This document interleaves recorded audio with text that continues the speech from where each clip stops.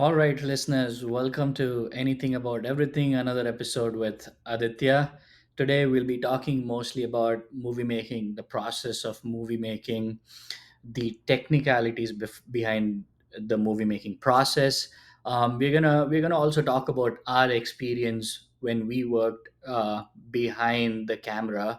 I worked in India and I worked in US. Aditya has worked here in US behind the camera. So we're gonna give a whole experience rundown and what are our learnings, and then probably in the end we'll give some tips if a new movie maker wants to start off somewhere, like it could be acting or it could be directing, so where they can start off or where we started off and which was helpful. So yeah, Aditya, welcome. Hi, Raghu. It's nice being back on the podcast.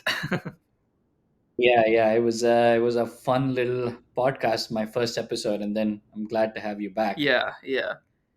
Movie making is like it's such a fascinating subject because it's like every person has a story in their mind, and how the story translates through a lot of creative process, and how every element changes the way the story can be seen. Like the editor has power in the story, the music producer has power in the story, the story writer, like the one who writes it, the script has power in the story, and the actor has power in how they deliver the line. And ultimately it's a combination of all these different aspects, and all these different humans contribute towards this one unified goal, and then we see the movie.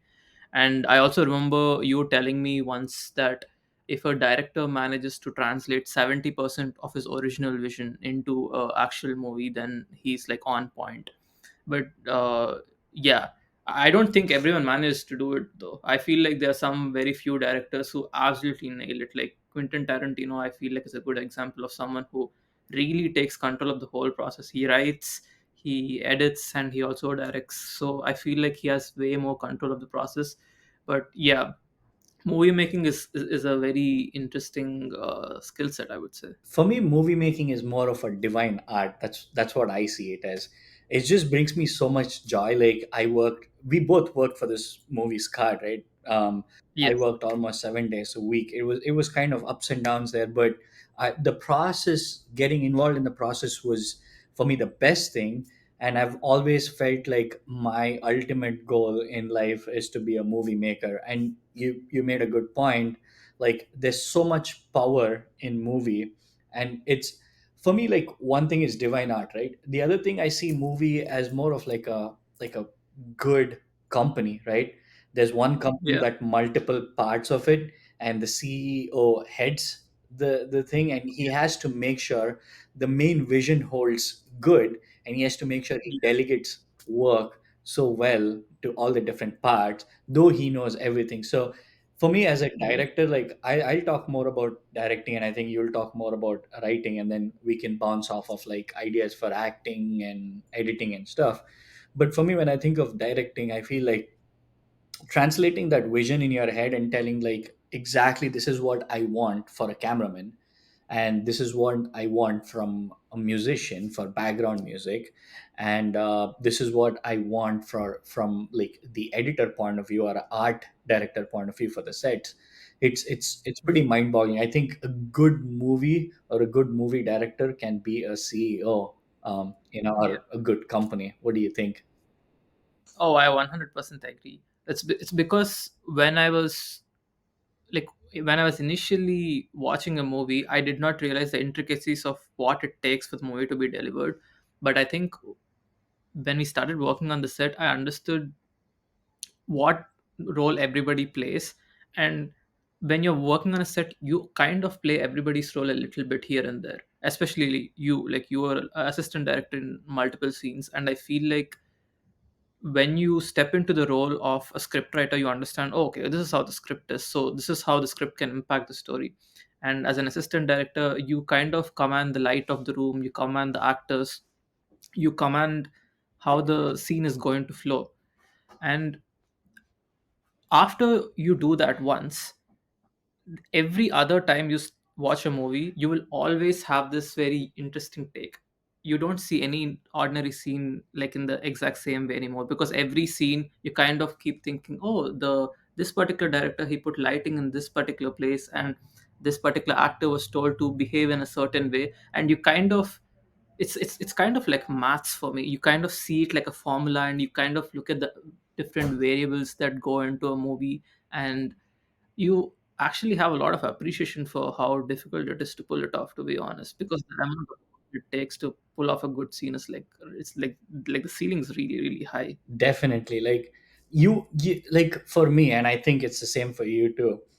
If you don't give me, if I've never watched a movie, right? Say there's a particular movie and you play me a scene, most of the time, like there are a few directors that I follow. Like I follow Tarantino, I follow Scorsese, I follow Christopher Nolan, I follow Todd Phillips, I follow Wes Anderson. Like if you Yeah. show, like say I've never watched a movie, right? And if you show me a scene, I can say this scene was directed by this director just by the Yes. process of their storytelling or camera skills or the Yeah. lighting process, right?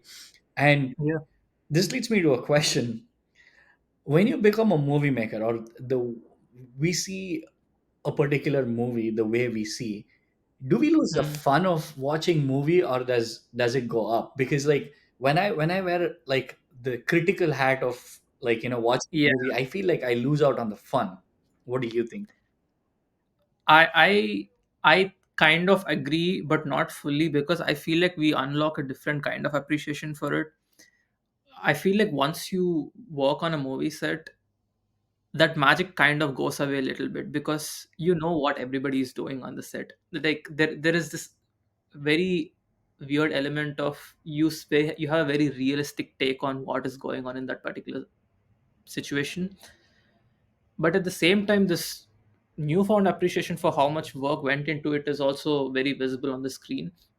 And sometimes some directors and some actors do a scene in such a interesting way, and the performance is so high, even though we have worked on a movie set and that magic is gone, the magic suddenly appears back, because now we are lost in that particular scene, and now we have even more appreciation for the amount of work the director and the actor has put into that particular scene.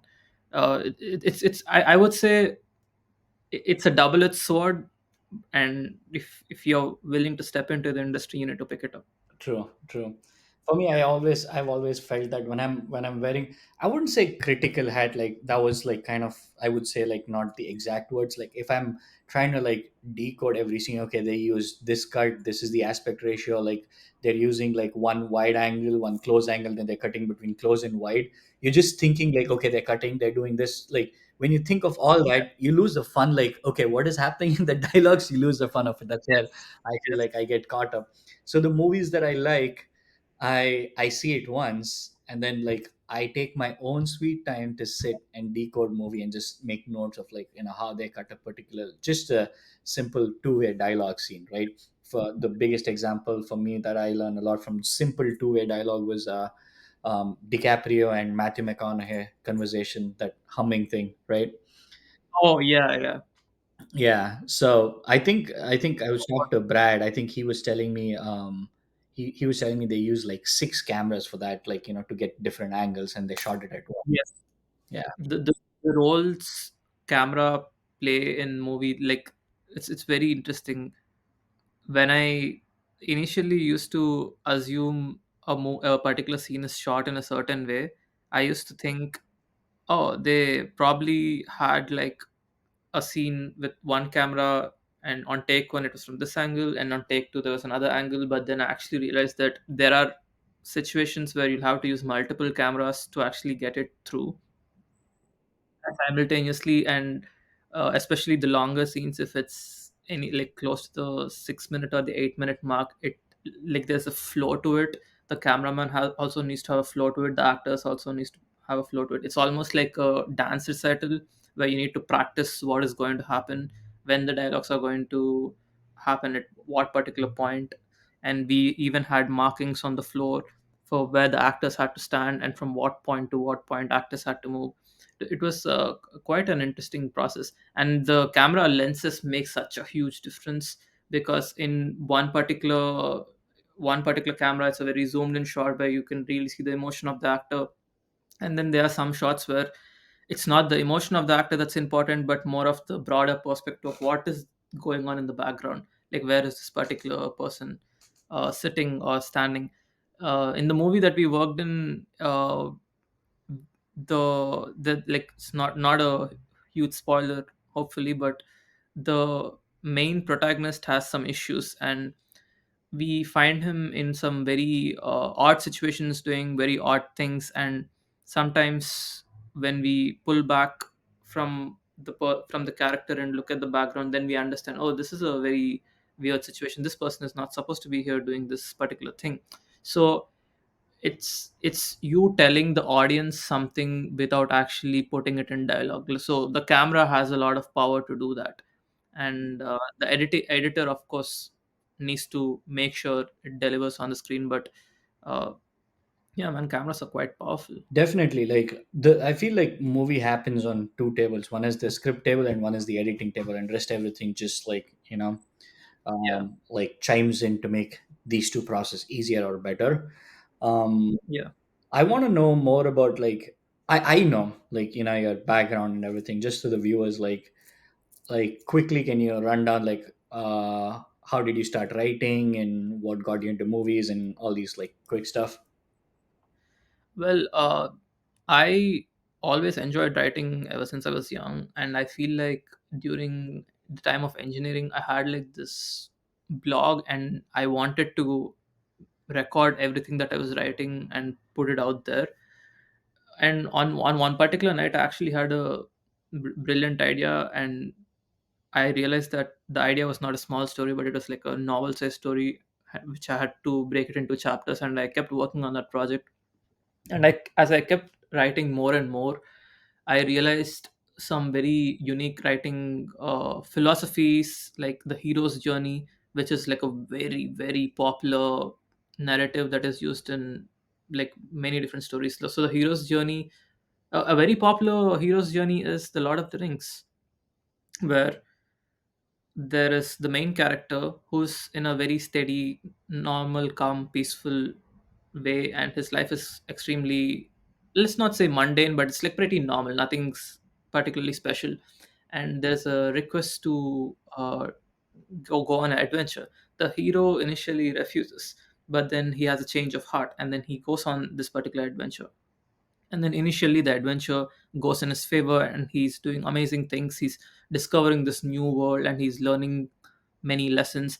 And then there is adversity, and this adversity could come in many different forms. And when there's adversity, again the hero takes a step back, and then he has to have his own realization, he has to have his own lessons, he has to go on his own uh, journey to understand what is the purpose of him being in this story and in this particular situation, and how can he make sure he gets the best out of the situation. So the hero then, beyond that adversity, changes himself or upgrades himself, and he faces the adversity and he comes out on top. And that's a full circle.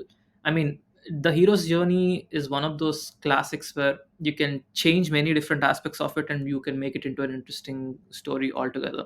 So I learned all these interesting ways a story can be written. I understood that a thriller is written in a certain way. I understood what first person perspective writing is, and third person perspective writing is. In third person perspective writing, basically the author is almost like this phantom camera that is going around the characters.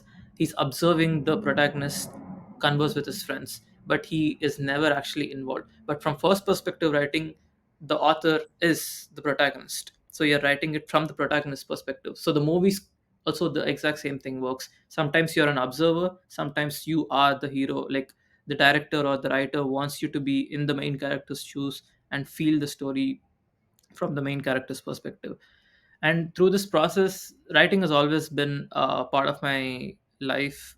I want to publish all my writing one day, but I feel like there's so much more to do. uh, but the habit needs to constantly be a part of your life. You should always keep writing. I have a way of writing where I am trying to convey an emotion to the audience. So if the emotion is anguish, so I'll keep the word anguish in my head. and I'll kind of write a narrative because I want the audience to feel anguish for the main character, and I should be able to invoke that emotion in the audience through my writing. And then soon after, like when I met you and when I shared some of my stories with you, you told me, oh, this is wonderful, and you told me you want me to start writing my stories in the form of scripts, right? Now that's a whole other take in itself, because a script kind of is like a practical breakdown of a story. Like in a script, you need to mention who are the characters in this place. Is it sunny outside? Is it dark outside? At what time of the day is this happening? What room are these characters in? And what exactly is happening in this particular situation? What clothes are these characters wearing? So it's more of a practical breakdown of a story. And in a story, I feel like there's a lot left for imagination. Like the reader gets to imagine the character in whichever way he wants. But in a script, it's much more clear. It's much more on point with the director's version or the writer's version, whoever is in power in that particular situation.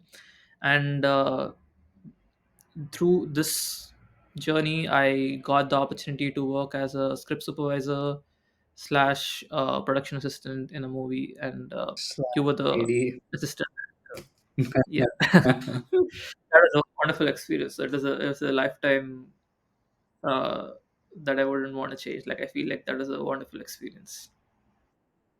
Nice, nice. Yeah, Yeah. it was a beautiful experience. For me, when I think of our journey, like, we learned a lot. I learned a lot from you. Like when I heard your storytelling skills, and then when I saw your writing, I definitely felt you have what it takes to be a really good script writer, right? And the whole process of getting you into movie was also like, for you to get an idea, excuse me, yeah, for you to get an idea, like how really like a book, like most of the books are transformed into a movie, right? So how, Yeah. like, how is that actually done? Basically, like you said, the story format is given more of like a descriptive format that's called script or screenplay, and then you go and shoot based on the screenplay that you have. So that's the whole process Yeah. of getting you involved in it. And we we'll definitely work together and have like really really good ideas in my head for us to work. By God's Yeah. grace, hopefully it'll all come true. It'll be so cool. When I see this, like, I also feel like you and I have this like really good mindset that we can really create something just the way that they did. And I watched this Yeah. whole YouTube documentary about, and not exactly documentary, it was like their movie making process that they did for almost like 2 years, and they've documented it. It was just amazing. There are a lot of directors that really stick out for me. Like, do you want to name some that sticks out for you and who you learn from? I always love a strong uh, writer. So there are some directors who are also the writer and also the director. Like I love directors like that. Like Nolan actually works with his brother, who is another Nolan, who does the writing and he does the directing. Um, Quentin Tarantino, I feel like is a very strong writer come director.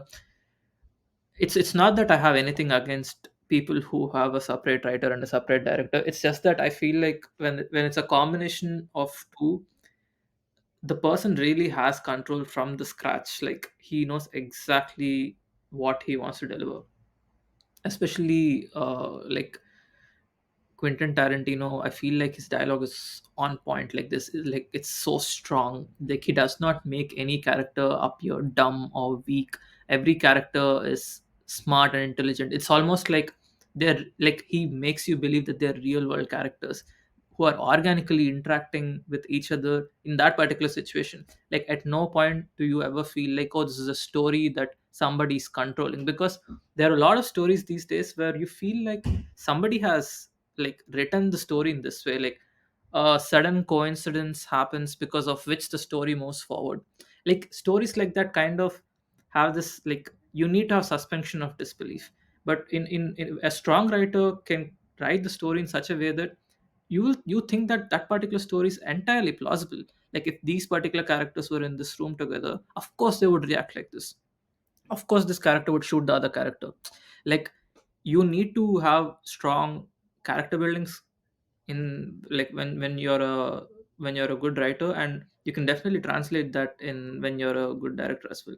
I feel like even like for Nolan, I like Nolan because he explains an extremely complicated story with a lot of sci-fi. I mean, excluding Oppenheimer though, with a lot of sci-fi, but everyone connects to the movie because it taps into one of our emotional cores. Like for example, ultimately Inception is the story of a complicated family, a father who needs to hang out with his children more often but he doesn't, a father who needs to get over the death of his wife but he doesn't let go. So ultimately, even though there's a lot of time shenanigans going on in the background, the hook is that you care for the character, you understand what he's going through and why you need to feel for him. If you fail to do that, and if you forcibly make the character say all of this in dialogue instead of it organically coming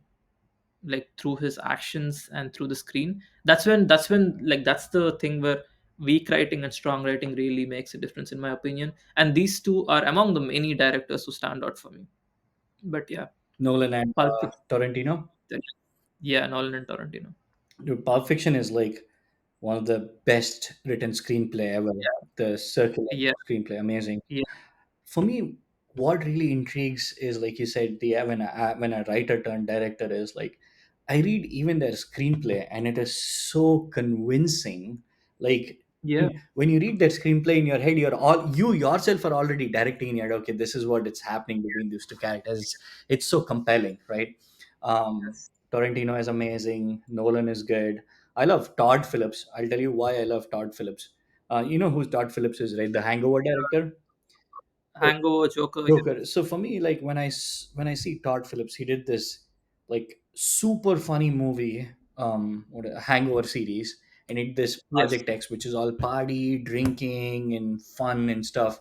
And then yeah, snap of a finger, he did War Dogs, which is like a serious like war movie. There was a little bit of comedy element in that, but yeah, damn, like then he comes up with Joker, which is the most one of the dark themed movie, right? yes, So when you see the evolution of directors like that, I feel like wow, he's just a born genius, right? yeah, I really look up to Todd Phillips.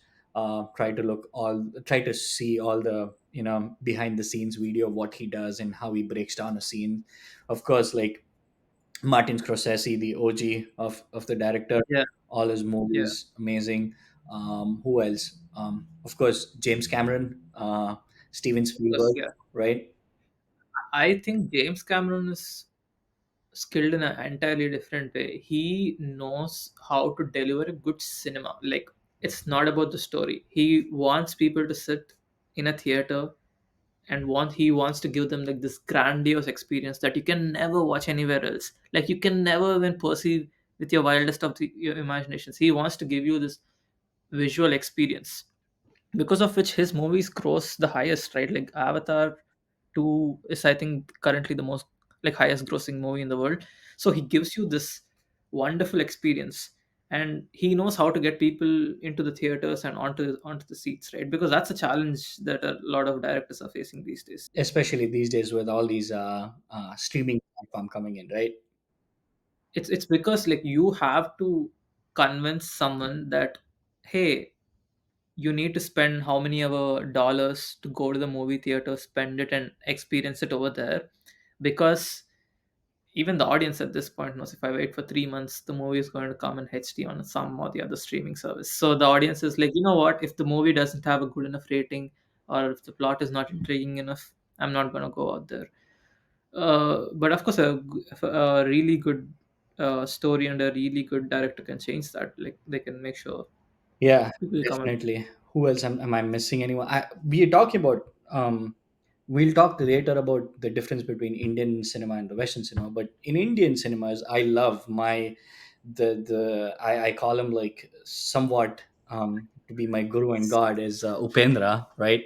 I love this yes, guy. Upendra is amazing, and I follow Prashant Neel off lately. He's been phenomenal, yeah, leaving no stones unturned. The KGF director, right? yes, So when I think about Indian cinema, it's definitely for me like Upendra stands number one. Maybe Yeah. like other people feel otherwise. Other there is okay with Indian cinemas. I need to establish this. There's multiple languages and there's multiple woods. Like when I say woods, multiple cinema industry. Yeah. Right? We have Kannada that's called sandalwood. You have Telugu that's called Tollywood. There's Tamil that's Yes. called Collywood. There's Yeah. Malayalam that's called Mollywood, and then there's Yeah. Hindi that's called Him- Bollywood. Right? Yeah.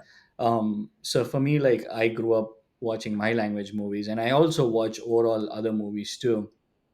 Yeah. If I have to mention in Telugu, I like definitely Rajmouli stands like Oh wow. Yeah. Yeah. Absolutely. Rajamouli also, again a strong writer director combination. In this case, the writer is his dad. Like he will direct movies only if his dad writes them for him, and then he like nails it. I think for Uh, him it's his whole family, right? Who's his music yeah. director?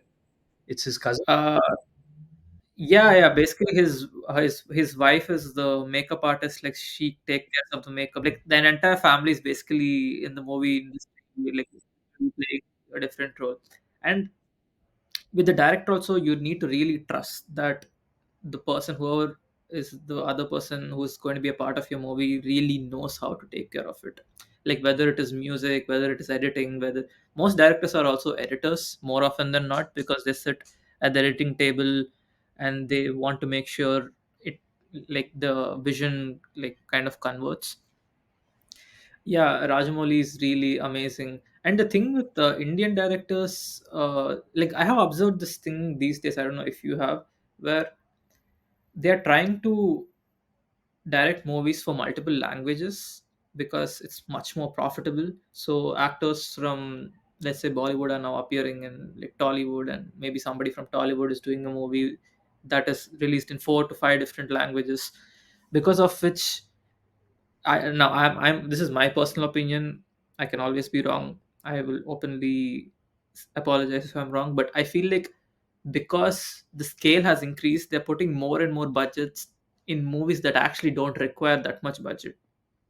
Like I see movies these days where like there's like unnecessary CGI. Like there is no need for like so much CGI to be involved in that particular scene. But there is, because I feel like, hey, you know what? We have this much money, so we might as well, put that.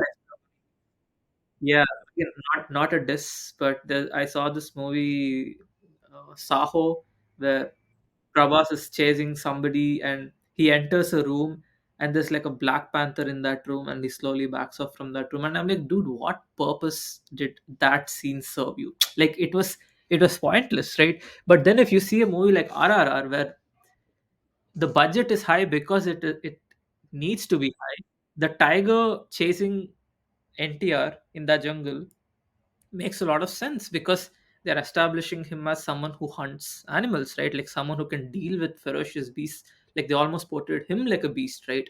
Like it translates. Like there's a requirement for a tiger CGI to be like as natural and as organic in that particular scene, right?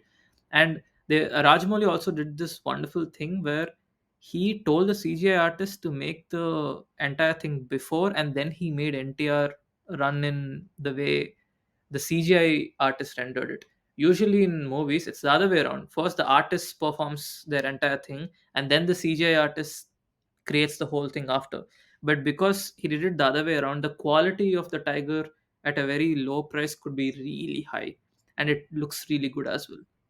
And these are some, yeah, and these are some techniques. A lot of directors used to reduce price as well. There's this other movie.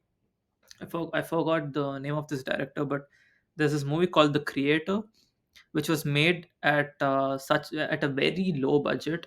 And the way they did this was they had a small crew and they went to all these interesting places throughout the world, and this small crew went everywhere. And instead of spending a lot of money in creating awesome backgrounds, there were different places in the world that had awesome backgrounds. They did not need to have so much CGI. Like they tried using uh, the world as the best background to mimic. a CGI background, and so like every director has their own interesting take in how they can do budget cuts as well, because the director ultimately is like the CEO. He has a lot of control over what happens where, what requires what, and how you can do a particular thing. Yeah. Who else can we mention in Indian cinemas? I know in Hindi, definitely what I love and respect Rajkumar Hirani. Mm. Sanjay Leela Bansali is Sanjay pretty Leela good. Bhansali is amazing. Ashutosh, who directed Jodha Akbar and Lagan. Yeah, yeah, Yeah, he's good too. Yeah, like Indian cinema has some amazing directors too, who I grew up seeing and learned from. yeah, Have you ever realized that it's funny? So when I was trying to show you spoke about like how um, Indian cinemas are pouring in money to make it more pan India or like universal yeah, towards India, right? It's not yeah, only for that particular region. yeah, um so it's for me, like I was thinking, okay, like how can Indian cinemas come into like US, like, or Hollywood, and try to break that barrier and show up yeah. as a Hollywood movie? I personally feel it's going to be impossible, because I'll tell you why. Mm. RRR is still an Indian movie, right? It can make millions of dollars here. It can win Oscars here. I love RRR, but it is still an Yeah, Indian movie, right? Why I tell yeah. that is it has a lot of Indian essence in it where we can relate to it, right? The Yes, same thing if yes. you take an American movie that's dubbed in India, like for example, Mm. Titanic, right? So we can love that movie as our own, but it is still a Hollywood movie, right? Of we course. we because we cannot relate, like you and I cannot relate someone going on a cruise, Yeah, someone going on a cruise and meeting love of their life. We can never fathom that fact. And why I yes. tell this is because I don't know if I told you this. I was showing a funny movie to Julia. um, Mm. for me, like, I watched this movie with my parents, and I watched the Yeah. movie when I was young, and it's a funny movie. Have you watched BV number one in Hindi, Salman Khan and I forgot whoever that is. It's actually kind of remade to Kannada. It's called Rama Shama Bama, and the whole Uh, plot is simple. Like, it's like the guy will be having an affair with another girl, and then the wife will yeah. find out, and he'll start living with the girl, and the wife, how she brings him back, right? Oh, So it is, when I say this movie, it doesn't sound funny at all, right? And this is one of my favorite movies because it's so funny. Like, it's taken in my language. Kamal Hassan has acted in it. Kamal Hassan and oh, Ramesh Arvind. So they both have done a phenomenal job. Like, every time Kamal Hassan comes, you just laugh so much that your stomach hurts. That's how well he has portrayed the character. I sent this yes. movie to Julia hoping that she would enjoy it, right? She Yeah, watches it here and there. She had a couple like small smiles, and I'm laughing and stuff. She's like, "Well, how is this even funny? Like, this guy is cheating on his wife, and yeah, like he's trying to he's not trying, he left his wife and is with his, like, the girl who he has affair with, and the wife is yes, struggling so much to get yeah, him back, and the kids are suffering. How is this funny? Like, it's yeah, for me, like, I don't know how to explain the cultural like thing. It's not that in our culture that's common. I'm not saying that, but yeah, we can yeah. relate to the comedy well. It's yeah. I feel like relatability is definitely something, like, if you make a movie that is based on relatability, it does not translate well. Like, you absolutely cannot translate it well.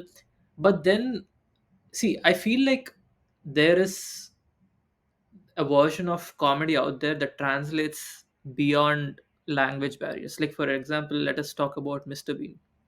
In Mr. Bean, he doesn't say a single word. I think it's like 6 or 7 episodes. He doesn't say a single word. Everybody around the world laughs at it. Exactly, all ages, and there is no language barrier. Like, somebody from, let's say, Philippines could enjoy it. Also, somebody from USA could enjoy it, as well as somebody from India, right? So that is the kind of comedy that does not require relatability. It's quite silly in nature, but also it's like interesting, interesting thing that he does, or like a quirky habit that he has, like this teddy bear that he has, that he keeps taking around all the time. Like, there are these aspects that genuinely make it very funny. So it is possible, but I do understand the whole translating part. I disagree with you that Indian cinema cannot be successful in USA No, though. I'm not saying it. I never said it's not going to be successful. I feel like it is still So, going to be an Indian movie that is successful in US. oh yeah, yeah, okay, I get it. Yeah, Because I'm not saying it like definitely like RKGF has all the like like what do you call the requirements yeah, to be a Hollywood movie, right? yeah, So I'm not saying it's not going to be successful. I mean, pretty soon it is going to be like, especially RRR yes, coming in and winning all the hearts of people in US and Hollywood. My thing is like it is still going to be an Indian movie. yes. I feel like the Western audience will be more open to movies like RRR because of RRR. And the only reason I say this is because I feel like even with Hollywood, it has kind of reached this saturation point where I feel like, I mean, there's some amazing directors doing some amazing things, right? But there is nothing that is like quirky. Like, I feel like this quirky and weird and interesting, but in like a nice way. It's not like a movie that's crazy, but it is showing you something that you've never seen before. I mean, fortunately, it's an Indian movie which shows a little bit of our culture, and I feel like it it had this kind of action that people have never seen. It had this kind of dance performances that people have never seen. I feel like a good movie, I feel like it can cross borders. Like, Dangal was successful in China as well as in India.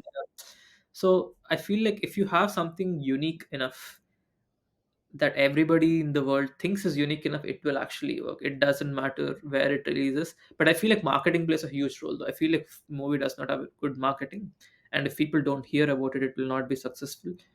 And Netflix and Prime, like these streaming services, definitely help. They give a lot of marketing, and it's a good platform for unique little movies which have very interesting ideas to come to USA. Definitely, I agree with Yeah. that. Let's touch a little bit on. We'll quickly touch a little bit on cameras, frame rates, and aspect ratio. What is your? Can you give some insights about that, and I'll add on to that as well. Yeah, I feel like a majority of the people do not know that movies are in 24 frames per second. I feel like we think everyone knows, but I don't think they know. Movies look the way they look for a reason. It's because it's in 24 frames per second. To be very precise, I think it's 23.97 or some. Yeah, exactly, 23.98. And they look very unique, and they look very different, and Which is that's why when which is the movie that tried to push it to like 30 frame per second, and they weren't successful. no, so a bunch of directors have tried different frame rates. Like, I think two movies that I can remember is Gemini Man by Will Smith. They tried 120 frames per The second. whole movie. Did not. Yeah, yeah, the whole movie. They literally had to use a special kind of projector to make sure that worked. And also, what is the other movie? The Hobbit was directed in 50 frames per second, I think. And there are very few movies that actually manage to do this. Most movies are always on 24 24. frames per second. When the director did that, he got a little bit of backlash saying, "Oh, like it's not going to work." But he said this is going to be the future of cinemas a while ago, but it's still Yeah, 24 frames per it, second. it I don't didn't think work. that's ever going to go. And there's a good reason behind it. I feel like it could be because we're habituated to it. That might be a small reason, but I think that's the reason. If you watch a YouTube video, it's usually more or less it's 30 frames per second. More videos are in 30 frames per second these days, because when you're recording something on your phone, by default it's 30 frames per second. And any TV serial, if you're trying to watch on your TV, is 30 frames per second. Only movies are 24. And then there's this thing called 60 frames per second, which is very fluid. And if you want to watch sports in 60 frames per second, it looks like phenomenal. It looks amazing. But most of the devices that we use on a day-to-day basis, they max out at 60, and they actually can't even go beyond that. And the only uh, media that uses frame rate beyond 60 is gaming.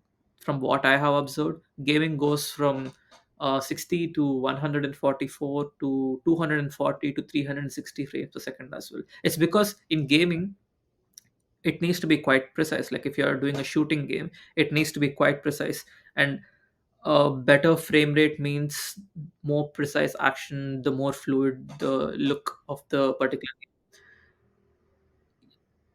I think Gemini Man was not a successful movie from my understanding of it. I think it was a flop. I think Ang Lee directed it.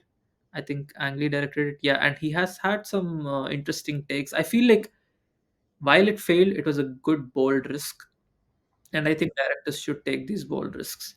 But frame rate more often than not is 24 frames per second. Also, I have another theory on top of this. The reason people kind of put actors on a pedestal is because they don't actually see them in real life. They only see this 24 frames per second version of them, and that's the only version of them that is stored in the head, right? So I feel like when they see the actor in real life, you're like, hey, wait a second, like you're moving normally, you're like a normal human, like doing normal human things, like you walk around like a normal human. But when you see something in 24 frames per second, for some reason it looks fabulous, it looks amazing, right? uh, yeah.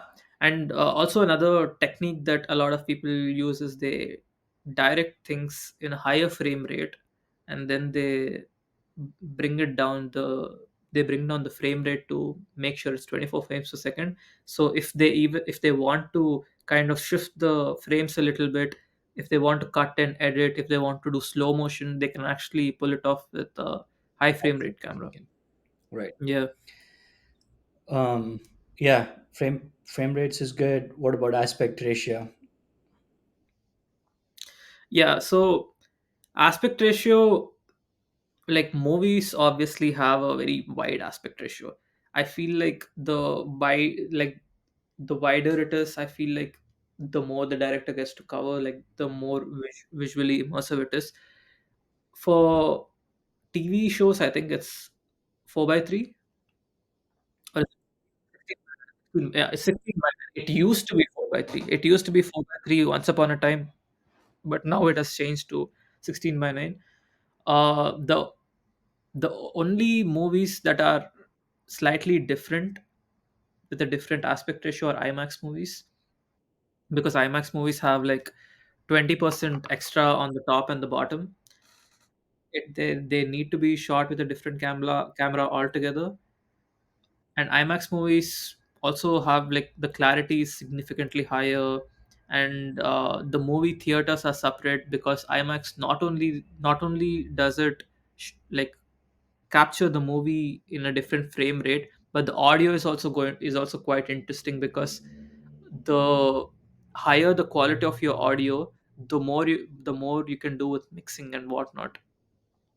Interesting. You also mentioned something interesting a while ago. You said not all IMAX are real is a real IMAX. Would you like? Can you talk more about that? Yeah, so this is very funny. It's called Limax actually. Yeah. So like we all know that by default, when someone says high definition, by default you assume it's 1080p, right? 108. But that was once upon a time, in my opinion. I feel like 1080p is not high definition enough anymore. So the step after is 4K, and the step after is 8K. And IMAX has like the potential to do crazy things like 26K and 30K, like if you shoot it with the right camera, right? And the intention of IMAX originally was the extra aspect ratio. So obviously the top and bottom have extra information, extra screen on them, and it needs to be displayed in the best quality possible, 4K. But a lot of theaters, they have decided, hey, you know what, we are still going to show 1080p. It's just that we are going to change the aspect ratio slightly. We are going to give that extra aspect ratio, but we are still going to display the entire movie in 1080p. So even though you go to an IMAX theater, you pay that extra premium of 15, 20, or 30%, and you sit in that particular theater and you watch that movie, the clarity is never that crisp. And in these theaters, it's also a digital camera, and it's not a authentic original projector, because an authentic original projector actually has frames moving inside it, and the beam of light goes through the frame, and then you see the picture, and it's very crisp and very clear. But with a digital projector, there is no frame. It's literally like a projector that you can buy online, right? And the clarity definitely takes a hit. So if ever possible, if you ever want to watch a movie in true IMAX, go find theaters where they're using a genuine projector. So the first most priority is use go to theaters with a proper IMAX projector, or go with a projector. Like, a projector will always give you a cleaner, crisper image.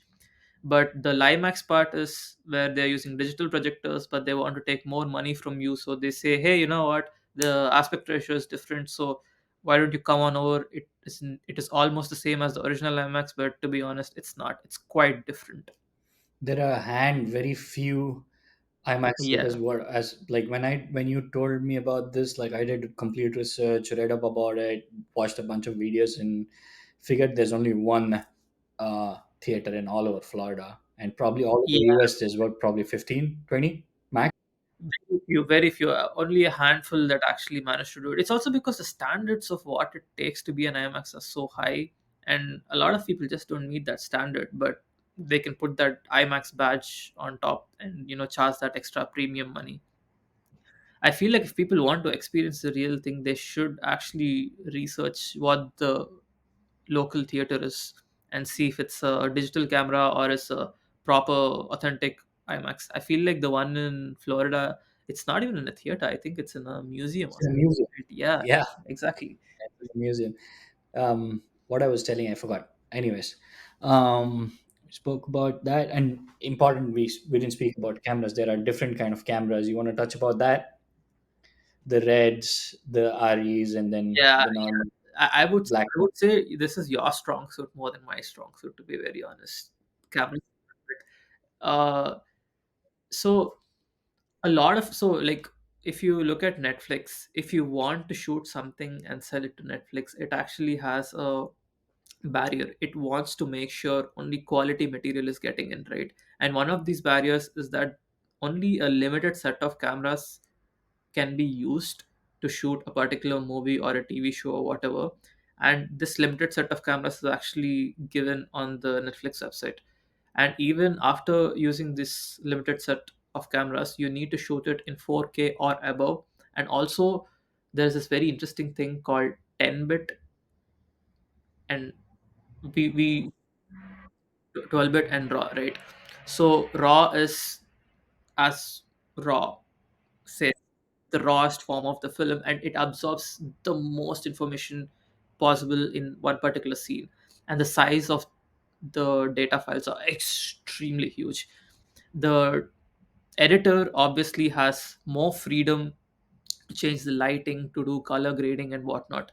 So a step back is 12-bit, and a step further back is 10-bit. So I would say a 10-bit is like a good base for you to start. Anything like less than 10-bit is not movie quality, in my opinion. If you take out your camera and if you start shooting a video, by default it's 10-bit. And let me explain what 10-bit even means, right? Like, I don't think a lot of people know what we're talking about. So, RGB, red, green, blue. A combination of these three colors eventually makes the color that you see on your screen. RGB having 8 bits means there are 8 different versions of red, 8 different versions of blue, and 8 different versions of green. So 8 multiplied by 8 multiplied by 8 is the combination of how many shades of colors you can see. The higher the bit rate, the more shades there are in that particular color, and the more information that you're observing. So let us say if you go to this amazing field of tulips, right? And there are a bunch of red tulips, but all of them are slightly different in hue. And if you're trying to capture this amazing scene, if you shoot it in 8-bit, it looks like all of them look really identical to each other. But if you shoot it in 10-bit, you can actually kind of see some separation. If you shoot it in 12-bit, you can actually see even more separation. And in RAW, you can see the most separation. The higher the bit rate, the more data the file contains, and the more you can extract, and the better color grading you can do to make sure the picture that you're showing to the audience ultimately is the purest form of the particular scene. Because you can never really translate real life to a screen. The best you can only do is through color grading, right? Yes. So going back to Netflix. So these particular cameras have to shoot the content in 10-bit or more. And even some of the iPhone, the Pro cameras, you can actually go to your settings and choose the 10-bit option. It's called Pro Motion or something. What is it called, Raghu?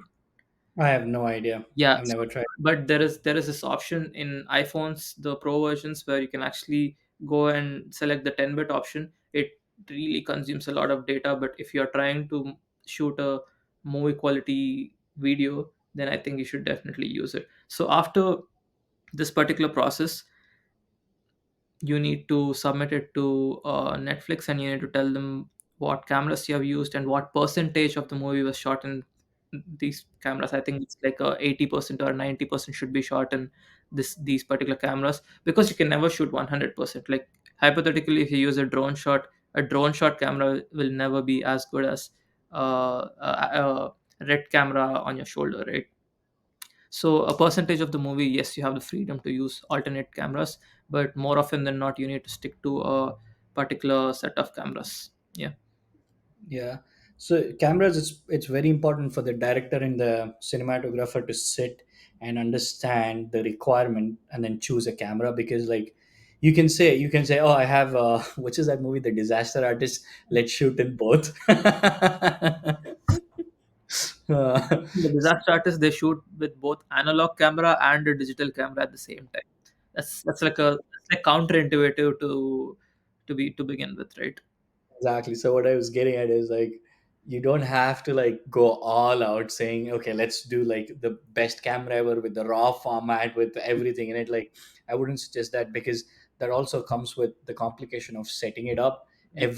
between every scene, right? And then all the big difference is where you change lens, right? In Hollywood, like I'll get to the difference between Western and Indian cinemas, but mostly in Hollywood they use only prime lens, which you cannot zoom. So for different magnifications you keep changing the lens, so that takes quite a bit of time to change. And then you have the DIT, which I was a DIT for our movie, where you transfer the footage into your system and Yep. then update it into an hard drive. Then you make two copies of it just in case, Yep. and then you hand over that to the editor. Like it all comes with time and the process of money that it takes.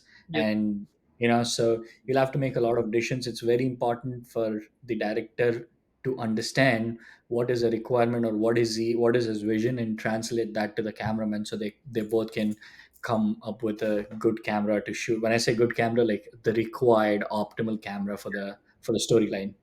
I mean, also another point we need to add is it's not necessary that these cameras are extremely expensive. I feel like there are some of the cameras which are Netflix approved that are like C70s, not exactly very expensive. Yeah. like you want to do it, you can do it. Like it's not a huge entry barrier, is what I'm saying. Correct, definitely. Like Yeah.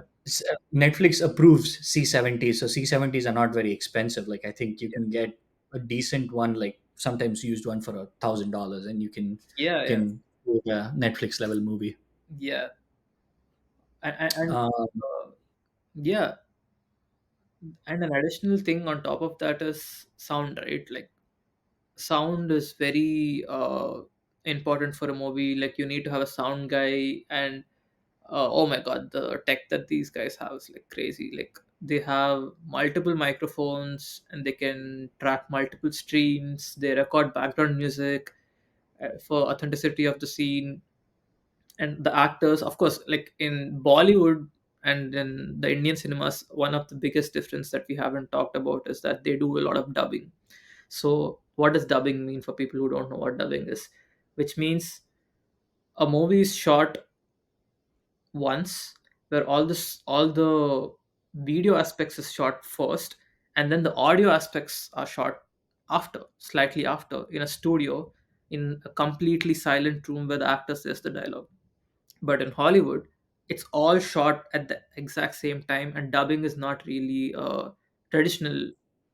Yeah, it's not a traditional part of Hollywood, where the dialogues are said in real time. And yes, there are perks in both. I feel like there's more authenticity in doing everything at the same time, but then the director has more control over the intensity of the intensity of the actor, and he can actually tell the actors to maybe say it in a different way.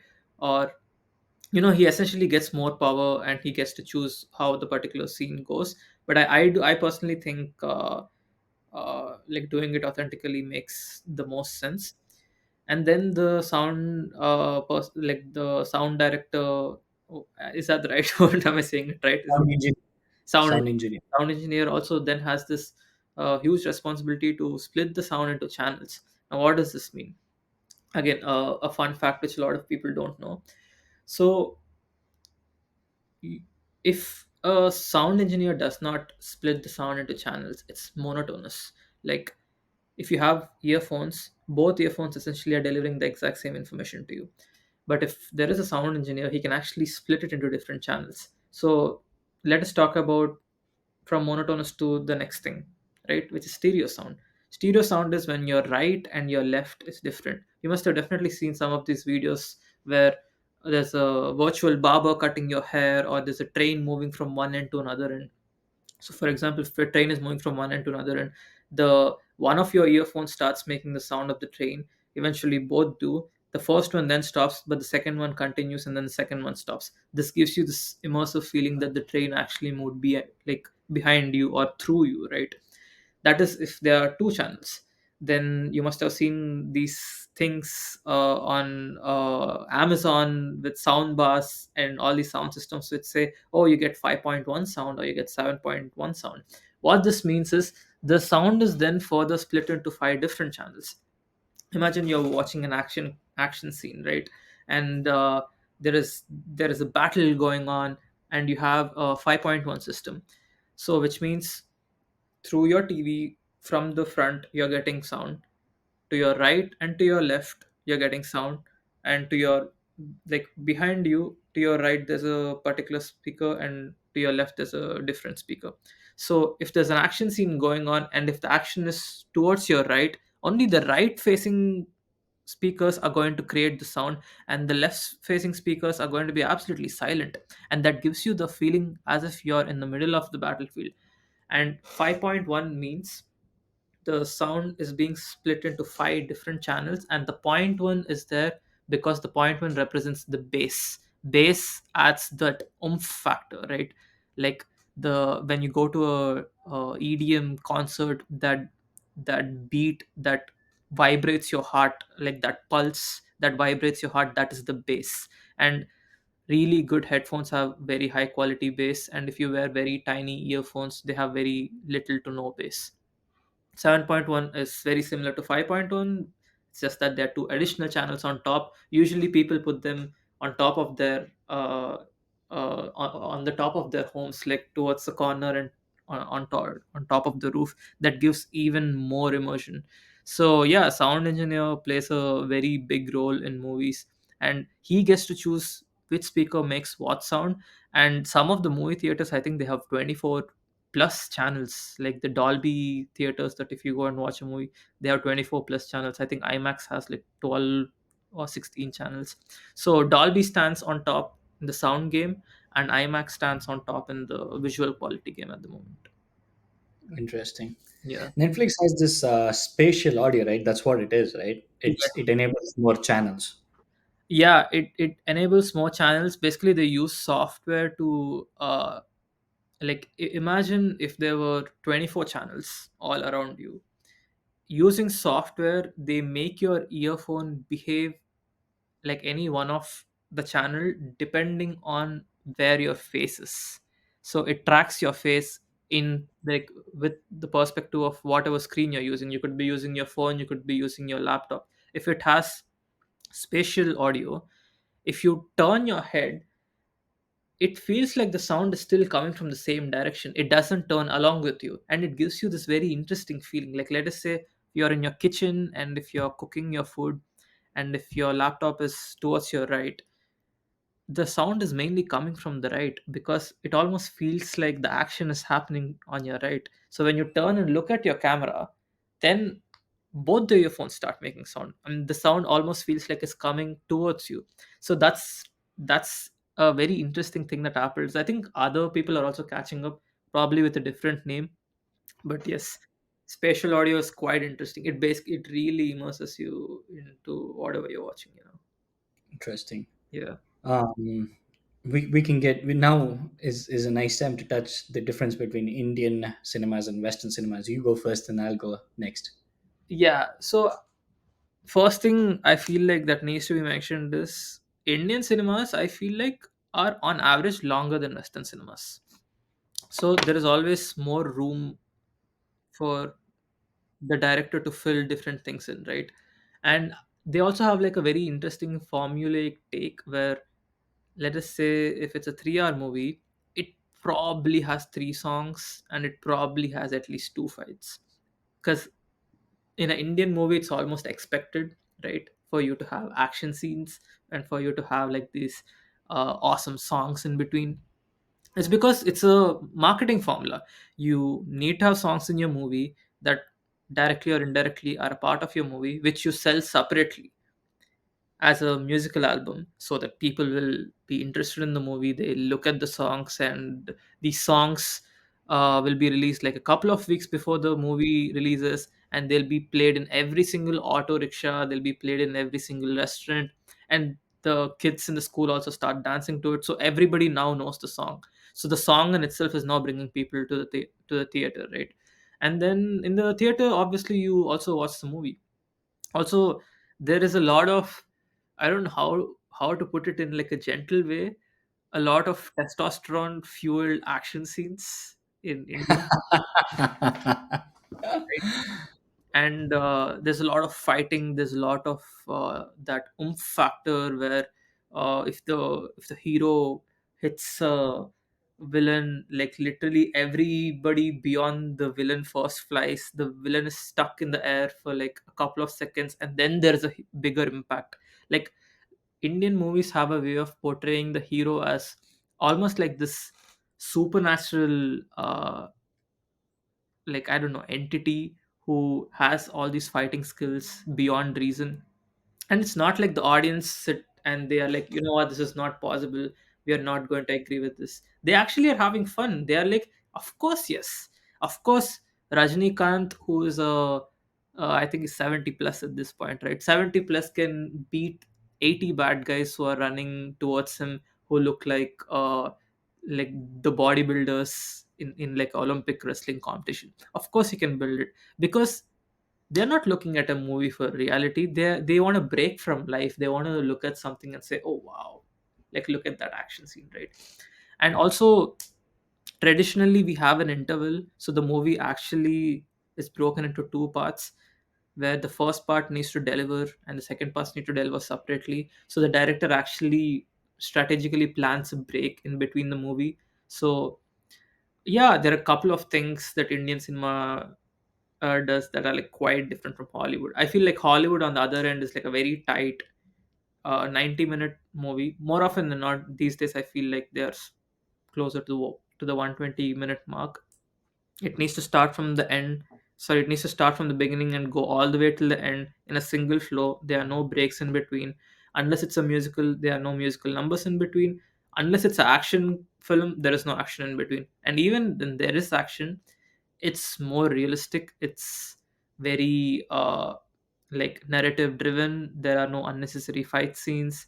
The heroes are not unnecessarily elevated beyond their capabilities. Like a 70-year-old guy will fight like a 70-year-old guy. uh, but then the quality is significantly higher though. Like if you look at the John Wick movies, the director who was initially a stunt coordinator turned director, like the quality is insane. Like I don't think Indian movies match the same quality, but then you have the most fun with Indian movies. You cannot argue with that. Like I feel like Indian movies deliver on the fun aspect. You have the most fun watching the action scenes, you have the most fun watching the songs, right? What other Yeah. differences do you think are there? I see. I mean, you spoke more on the audience side of it. I'll add a little bit to the audience side of it. Like in Indian cinemas, we call them heroes. In Hollywood cinemas, we call them protagonists.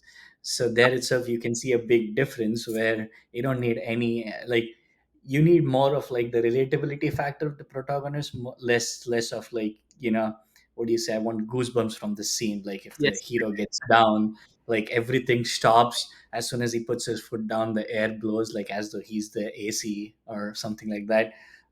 So that part. Definitely there's a huge difference.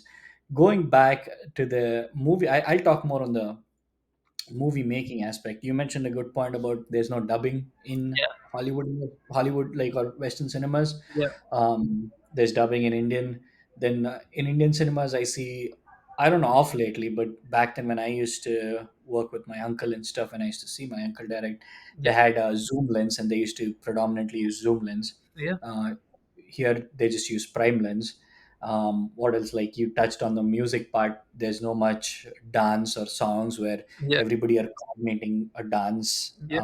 out of nowhere, right? Yeah. um, the biggest thing that I see in Western cinemas that goes in is the first thing that I'll touch is the writing culture, right? Writers are given a lot of respect compared to like the eastern side of it. Like I feel like the eastern, when I say eastern, sorry, my bad, not eastern, the Indian cinemas, right? I don't see that writing culture there in Indian cinemas. Like it's mostly like, yeah, let's, I have an idea, I'm just gonna jot it down and I'm gonna make a movie. Mm. Like here the writer is completely, most of the time the writer is so focused on getting his writing skills done. Yeah. So like which are the movies that I can think, any movie that Ridley Scott directs, right, he has a writer with him. So the writing culture is huge, and also the research that goes into the movie for every single character, Yeah. to every single dialogue is immense, right? Yes. I would love to mention a story from what Amitabh Bachchan mentions. Amitabh Bachchan acted in what is that? Great The Gatsby. Great Yes. Great. Yes. And do you remember how long he's there? He's just there for a minute Few or so. minutes. Yeah. Yeah. So he was called. This was shot in Australia, by the way, in the studios there. So he was called, I think, a week or a week and a half prior to the shoots, Mm. and he was like confused, like, wait, mine is a super small character and I'm called like 1 week before the shoot. But he's like, yeah, it's first time Hollywood, let me go and figure out what it is. He goes there. He himself mentions this in the interview, like when he's asked what is the difference between Western and like our Bollywood movies. And this opened my mind to everything that happens in Hollywood. And then that's where I started getting into the rabbit hole. Yeah. So he goes there. He meets the director. I forgot the director's name. He meets DiCaprio and Tobey Maguire. Yeah. They sit and all day they talk about is just the movie making process. Like, Yeah. okay, the scene that he's involved in. And next day they go and rehearse the Yeah. scene, and the following they rehearse with like just a normal, okay, the blocking, right, who comes where, Yeah. like who sits down, who brings this, who tells the dialogue, everything is done. Then the director goes one step ahead. The next day he does the dress rehearsal without the camera, and he calls like few like random like people, Yeah. and he asks them to watch the scene and jots down any feedback that they have. Mm. And then they go, they shoot the movie, and the shooting of that part happens in half a day. But the for that to happen in half a day, it took them 3 days preparation for that to happen, and it went so quick. And he mentions, um, so this is based on a book. So this character, I forgot the name of character, Amitabh Bachchan's character. It starts with W. I forgot the name of his character. His character wears a certain kind of cuffling Mm. for, and he does wear it in the movie. but there is a dialogue that there's a dialogue exchange between the DiCaprio's character and his character as to why he wears that, right? Yeah. So DiCaprio gets like, realizes at that point, wait a second, like I didn't think about this till now. Like there's this dialogue of two or three lines in the book, this character and I talk about it. Why didn't we shoot that? Yeah. So the director and DiCaprio has a small like conversation between that, and they ask Amitabh Bachchan to stay back 2 more days to shoot that two lines. The character Huh? the character is Mayor Wolfsheim. Wolfram, right? Yeah. Exactly. So just to shoot 2 more lines, he stays back for 2 more days. Yeah. So when you think of like a actor who's not only knowing his lines but not only knowing what he has to do, being aware of every single character around him, Yeah. the research that goes into it, or the amount of studies that goes into is immense. That's what is a huge difference that I see Yeah. in Hollywood cinemas. And I think, I mean, I matter of fact that I know the few directors that we mentioned also do this in Indian cinemas too, right? Yeah. Um, for I remember this KGF scene. It's in the trailer where he shoots with this gun and then he lights his cigarettes, right? Yeah. With the So with the heat that the gun has generated, he gun lights has a cigarette. Yes. yeah, that is actually true. That's a Russian made gun, and the Russians used it in World War II, where there is a photo on internet where a guy lights a cigarette. So Yeah. they The do machine gets very hot, right? Yeah. exactly. Yeah.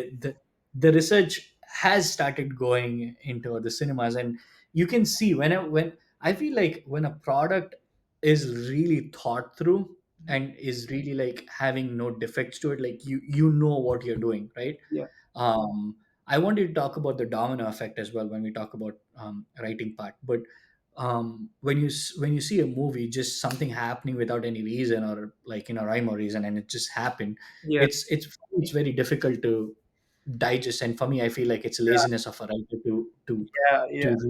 give a reason behind it. So I feel like most of the Hollywood movies, like most of the good Hollywood movies that I've learned from, like always has that aspect. Like it's not like without any rhyme or reason. There's always something that caused it. Um, yeah, these are the few things that comes into my head when I talk about like Indian cinemas versus Hollywood. Yeah. Yeah. They are definitely mm, like more professional, and they plan better. I feel like there is a lot of work that goes pre the movie taking place. Like the pre-production is quite high quality. The actors are called for rehearsals like way ahead of time. The chemistry tests are done like much more rigorously, and at any given point, like the actors could can be potentially changed if the scene is not translating. I feel like the process is much more vigorous, because I feel like they want to deliver a very high quality picture, and it shows. It definitely shows. Like it not only shows in the quality of the picture, like the as like the how crisp the picture is, but also how crisp the acting is, right? Like That brings me to the acting part of it, right? Like when we shot, we went on this what is that camping trip, and then we shot a short film in a day. Made Bhushan act, and I remember first thing that Bhushan's girlfriend Adviti, she was asking, "Oh, you didn't tell me about that. You acted and stuff." And then Bhushan told only one thing: "Until I acted, I didn't know how difficult it is to act." Right? So we like most of the people I know, like at least some of the people I know, like, acting should be easy, you just read out stuff. It's actually not so easy. Delivering what exactly the director wants, understanding how to like create that chemistry with the co-artist, like who's next to you, and giving those cues, like it's not easy at all. So acting is like, we spoke so much about movie making and directing. Acting is like another beast by itself, right? yeah, yeah, I feel like it's one of those things where when people look at it, they think, oh, it's quite a looks it's basically acting. Like I have also showed anger at some point or sadness at some point, so I can probably do it. But you can't. Like on top of that, it's not that You have to do it again and again and again and again, because no scene is always shot on the first take. Sometimes maybe the person who's saying the dialogue along with you fumbled, so maybe you need to do the take again. And you need to find a lot of rhythm, and you need to have a lot of control over your emotion and how to deliver dialogue, and when to pause, how to pause, and how your body language needs to be. And you should not get frustrated on the set, and you need to be in the shoes of the character at any given point in the movie, because the movies are not always shot linearly. I don't think a lot of people also know this. Movies are not shot linearly. If you start a write like start writing a story from chapter 1 to chapter 10, chapter 7 could be the starting point, and then from 7 you go to 3, and from 3 you could go to 8. And there's no linear flow, because linear flow does not make sense while directing a movie.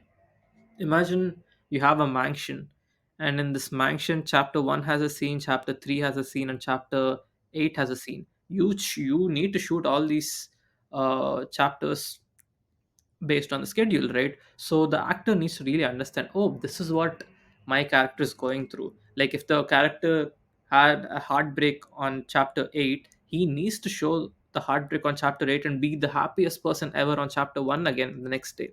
So it's quite challenge. And but I do feel like everyone has the potential to understand the art to a certain degree, because us being human beings, we do show some emotions. I feel like something we discussed while we were shooting that short film was, how can we make a non-actor act really well? Yes. And I think we finally cracked the code. The code was basically to make them remember an instance in their life where they could have, in theory, experienced that particular emotion, right? Like, let us say, uh, if someone is like really, if the particular scene demands that the actor really needs to feel sad, then you need to go and have a conversation with the person, and the conversation should lead to them remembering one of the saddest moments of their life, and they need to show that particular emotion in that particular scene. Or maybe it's the funniest thing that ever happened, and the actor needs to really laugh out loud. Then you need to go and tell them, hey, remember the story where we did this fun thing? And then automatically when the actor starts feeling, they're like, you know what, hold on to that energy, we are going to use that exact same energy in that exact same scene. So there is potential, but on the long run it's like really really challenging though. Like someone, like, you need to be professionally trained. It's not a easy job. Yeah, Yeah. tapping into emotions, like when and where required, is the art by itself. For me, my favorite actor, hands down, is Bryan Cranston, the Breaking Bad Walter White. For me, I feel like when I watch him act, it's like the holy grail of acting. For me, it's the Bible of acting, like, or like Bhagavad Gita or Quran of acting. Like every emotion that he like emulates and he makes you feel, oh my god, it's just like I get goosebumps just thinking about. He's one of the directors that I would love. He's one of the he's also a director, by the way. Anyways, he's one of the actors that I would love to direct in my life, right? And of course there's DiCaprio's, McConaughey, uh, Mark Wahlberg is amazing. Walking Phoenix is really good. Joaquin Phoenix is amazing. Yeah. uh, who's that guy who did the Stephen Hawking's, Eddie Eddie Redmayne. Eddie Eddie Redmayne. Redmayne. Yeah, yeah. Yeah, Eddie Redmayne Redmayne is is really good. amazing. Yeah. Bale is really um, good. Christian Bale. Christian Bale is amazing. His Yeah. body transformation between the characters is phenomenal. Yeah. Matt Damon is awesome as well. Yeah. I can think of a lot of actors in Hollywood, Indian actors. I love Nawazuddin Siddiqui is amazing. Oh, Siddiqui Uh, is so good. Yeah. Nazaruddin Shah is quite good. Nawazuddin Shah is good. I loved Irfan Khan too. Irfan Khan was phenomenal. Oh my He god. I loved Irfan Khan. like such a phenomenal actor. Rest in peace. He did Hollywood movie. He did MI4. Yeah, he did Jurassic World. He did Life of Pi. He Uh, did Life of some amazing movies. Yeah, yeah, Oh, yeah, MI4 was done by Anil Kapoor, I think. yeah. Yeah, But Anil Kapoor. Anil Kapoor did it. So Yeah, yeah. So in India, like Irfan Khan, Kannada, I'm thinking I love Achyut Kumar, yeah, Dr. Rajkumar is like one of the hands down. Like when I like I he didn't do any other language movies, right? But he did every genre that was available for him to do. He did like comedy roles, he did serious roles, he did um, like what dual roles where he's the dad, he's the son. I watch a lot of movies, and off lately I've got a different level of appreciation for him. Back then, people used to look at him like God, and there are few fun facts about him. He's never smoked in a movie. He's never had a drink in a movie. oh wow. Yeah. So he has certain things when he signs a movie that those kind of things Yeah, shouldn't be there in a movie. yeah. Oh, So even as a movie thing. So yeah, people used to look up to him as a god in our Kannada fraternity. Like he was a gem of a person. yeah, Of course, Rajinikanth in Tamil, Kamal Hassan. yeah. And if you think of it, Kamal Hassan and Rajinikanth was introduced by the same director, Oh really? A. Balachandar. Yep. Oh damn. All the big names, I feel like they all have one source that really Yeah, recognize them. like a great director can bring that little bit out of a great actor. Yes. Yeah, Yes. One question before I end the show. yeah, I always try to ask these questions. This time I've made this question based on yeah, our thing. So, if you wanted your life to be a movie and you are a character or a protagonist in a movie, yeah. which movie would you want your life to be? Oh, damn, that's a very interesting question. Oh, so you put me in a tough situation. Raghu. I'm not asking what is close to your real life. Like, say if you Yeah, had to pick, like, I'll go first yeah. because I've thought about it. I think I want my life to be like Forrest Gump. Like Forrest Gump. Oh, Forrest Gump. yeah, Like he does everything. He goes through hurdles. His focus is amazing. If you think about Forrest Gump, he's accomplished everything that he wants to accomplish. He's yes, been a has been a great ping pong player, has been a good businessman by the boat company. He's yeah, been resistant, he never gave up. He's been a good son to his mom. He's been a good yeah, husband, boyfriend to his girlfriend. Though she left him, he was committed to her. yeah, um, and he did a lot in his life. He was a yeah, like football player in his college. He was a army person, went to Vietnam. So I would love my life to be that. yeah, yeah. I mean, to be honest, I feel like if I had like if it was in my control, I would love to be like in Harry Potter, like any Oh, character. you want to be the Harry Potter in Because I Harry think Potter movie? because I feel like it's such a magical world and like you can do crazy things and there's like so much beauty and there are so many interesting creatures and if that world was real, like I feel like I would have a lot of fun. I mean, there are a lot of threats as well, but I think all in all, I think Harry Potter series is one of the best worlds for you to enter. Like you can't do Game of Thrones. It's like so dangerous. Like it makes no sense. Like, do you want to die? Like, but Harry Potter, on the other hand, I feel like it's really beautiful and magical. And I think, I mean, I don't want to be Harry Potter himself because I love my parents. I don't want them to die. But yeah, any other ordinary kid with Indian parents, I want to be a student in Hogwarts, and I think I would love an experience in Hogwarts. I think that would be my answer.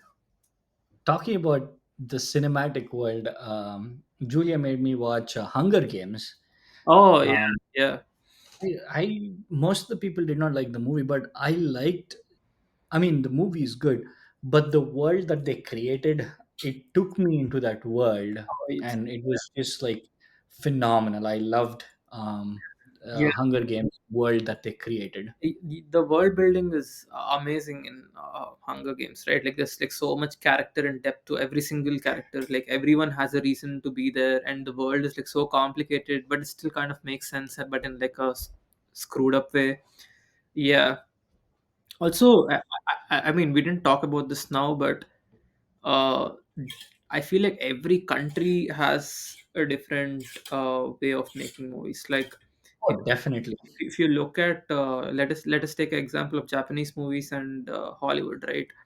Like if you look at any of the Studio Ghibli's movies directed by Miyazaki, it's a very simple story. It's a very simple story. Probably nothing complicated happens. More often than not, it's a small movie, but there is a lot happening. Like for example, if a little kid is running in the movie, in a Hollywood movie, the little kid probably runs and that's the end of the scene. But this little kid falls down, picks herself up, then gets distracted by a butterfly, and then walks around, and then remembers that her elder sister walked far away from her. So then she goes running. This gives you so much immersion, like because that genuinely feels like a little kid. Like a little kid would definitely behave like that. They don't have the attention span to continuously chase someone. They want to look at the world, and they will trip and fall and stumble. And I call it like soft world building. And then Hollywood on the other end, they do hard world building where they talk about Mines of Moria and Lord of the Rings and Smeagol, and they tell you the ancient history of a particular world in like 15 minutes, and they dump a lot of information on you. And some people love it. They love like intense world building with so much information, and then they want to absorb more and more. It's a soft world building is more feelings based, and hard world building is, I guess, more knowledge based, I guess. Like the more you know, the more you live, the more you'll enjoy the references, you'll enjoy even more. But yeah, man, like movie making, like such an interesting thing in the world. Pleasure, a pleasure for us to watch, and it's a hope for us to do it one day. Yeah, it might sound pretty cocky that I say this, but I mean, this is my feeling, right? This is what I think. For me, I live in my own world. I live in my own reality. I'm not hurting anyone or anything. For me, in my head, I've told you this before. Yeah, Like, if people are not into movie making, like, what else are they into? Like, that's the amount of love that I have for movie, yeah. and that's how I always wake up Your, and your passion is think. showing, Raghu. Yeah. Yeah. So I one thing I don't want to end the show without mentioning Mel Gibson. We completely forgot to talk about Mel Gibson, Yes. the director of Braveheart, the director of Passion of Christ, and the director of recently Hacksaw Ridge. Uh, And what else did he do? Hacksaw Ridge, Apocalypto. uh, That's another movie that took me into that world and just got me in there for like 2 hours. yeah. Movies like that, they make you think after the movie is over. Like Exactly. you say, Exactly. like if you are in a theater, you come back to your car, but you don't start the car because you want to sit and think about the movie for a Think little about the movie. before you drive away. Yeah, that some movies do have that effect. They linger long after you have seen that movie. Awesome. Awesome. Awesome, Aditya. Thanks a lot for the chat. It was, I think I covered everything that I wanted to cover. It was wonderful talking to you again. It was like reliving our apartment days, Yes. just talking about movies, ranting about movies. Yeah. Yeah, thanks a lot for hopping on. Do you have any last words to say? Well, uh, I would say don't go to IMAX. That's the last thing that I would say. Limax, that's a nice name. All Yes, right. yes. All right, all Thanks right. for the viewers for sticking around for such a long time. I hope you have learned something. We'll be coming back with more interesting topics to talk about. Of course, Aditya will be there on my show again. Thanks a lot, Aditya. Yes, Cheers. yes, of course. Yes, yes.